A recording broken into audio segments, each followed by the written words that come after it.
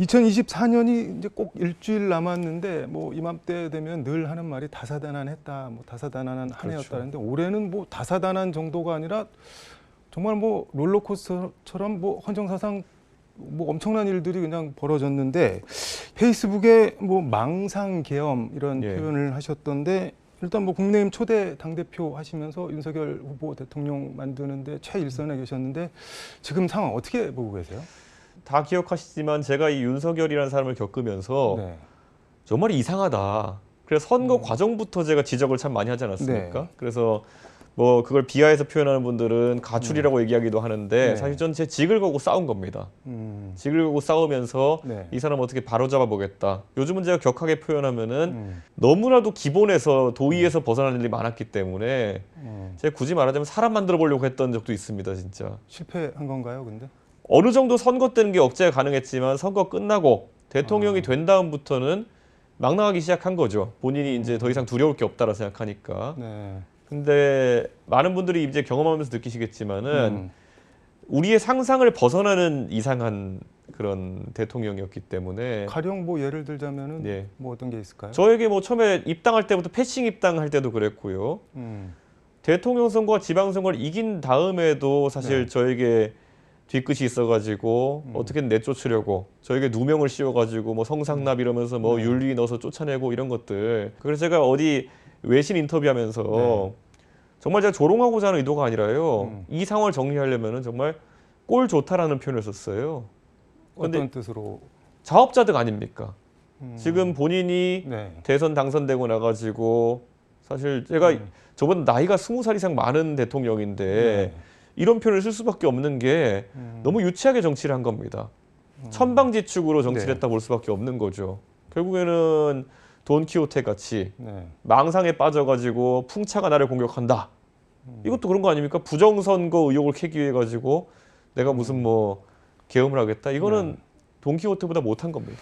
근데 애초에 그 윤석열 대통령이 그 우리 의원님한테 뒤끝 그런 거는 왜 생긴 건가요? 그런데? 그러니까 그런 거 자체가 그것도 마찬가지입니다. 망상에 따른 것이죠. 그 뒤에 대통령이 당선되고 나서 주변에 했다는 말을 들어보면은 이준석이 자기를 떨어뜨리기 위해 가지고 대선 기간 내내 괴롭혔다 이렇게 인식한다는 거예요.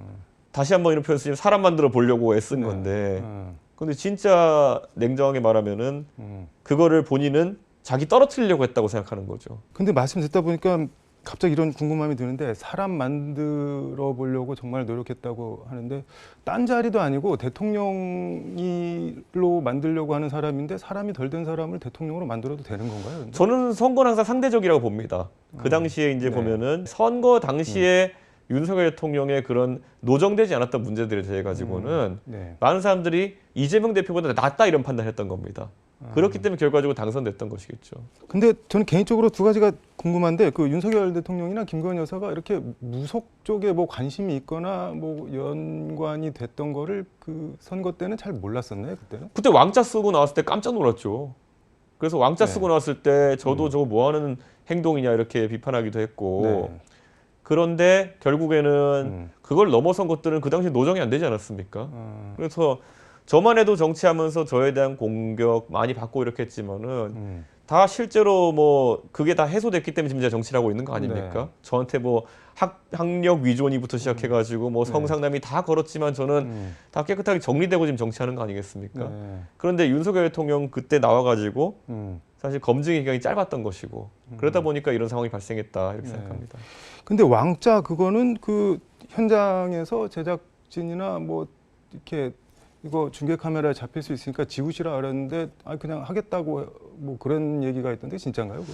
그게 이제 저는 그 현장에 없었기 때문에 그 당시 수행하던 사람들 얘기 들어보면은 뭐 지우라 그러는데 이게 뭐 매직이라서 안 지워졌다부터 해서 그게 실제로 방송에 노출된 건 한 번이지만은 뭐 두세 번 정도 그런 있었는데 한 번은 지워졌고 뭐 이런 얘기가 있지만은 가장 중요한 거는 실제로 대통령이 결국에는 굉장히 이성적인 존재가 되는 거거든요. 그런데 결정적인 순간에 그런 비과학적인 방법에 의존한다는 거는 좀 굉장히 좀 우려스러웠던 지점이죠. 그래서 아마 표 많이 깎였을 겁니다. 그때도. 뭐 결과론적이긴 하지만 그때 좀 알아봤어야 되나 하는 뭐 그런 이런 거죠. 그러니까 저는 그때 네. 제가 어쨌든 여당 당대표가 된다면은 네. 당연히 입법부에서 그런 대통령의 잘못하는 부분이나 아니 부족한 부분을 네. 보충해가지고 가면 된다. 그런데 그런 게 이제 마음에 안 들다 보니까 선출된 당대표를 네. 내쫓는 것까지 할 거라고는 아무도 예상 못하죠. 그거는. 그러니까 저는 참 대한민국이 정말 희한한 대통령 만나가지고 네. 고생했다 이런 생각합니다. 완전 과거형으로 이제 말씀을 하시네요. 고생했다. 뭐 이제 끝난 걸로 보시는 건가요? 그러면? 저는 그래도 이게 앞으로 3년이나 더 지속되는 상황보다는 정말 계엄 자체는 비극적이지만은 네. 윤석열 대통령을 그래도 우리가 민주적인 절차를 통해서 또 직무 정지시키고 네. 이제 또 결국에는 직을 내려놓게 하는 것 이것이 지금 뭐 경제적으로나 아니면 대외적으로 국제적으로 네. 상당히 위급에 처한 대한민국 위해서는 불행 중 그래도 약간의 다행이다 이런 생각을 합니다. 근데 헌재에서 문서 보내는 것들 다 지금 뭐 수령을 거부하고 있는데 그건 어떻게 보세요? 제가 이거를 그래서 네. 좀 공의 비판하는 것이요. 이재명 대표도 사실 본인이 네. 이 지금 진행되는 2심이라든지 아니면은 또 다른 재판 절차를 네. 좀 지연시키겠다는 의도로 음. 이게 뭐 문서 송달 같은 거 안 받고 해가지고 논란되지 않았습니까? 네. 근데 이러다 보니까 윤석열 대통령도 나도 이래도 되겠지라는 생각하는 것이 아닌가. 그래서 사실 이재명 대표도 지금은 거의 송달된 것으로 한다라는 좀 굴욕적인 그런 상황을 맞이하게 된 거고요. 네.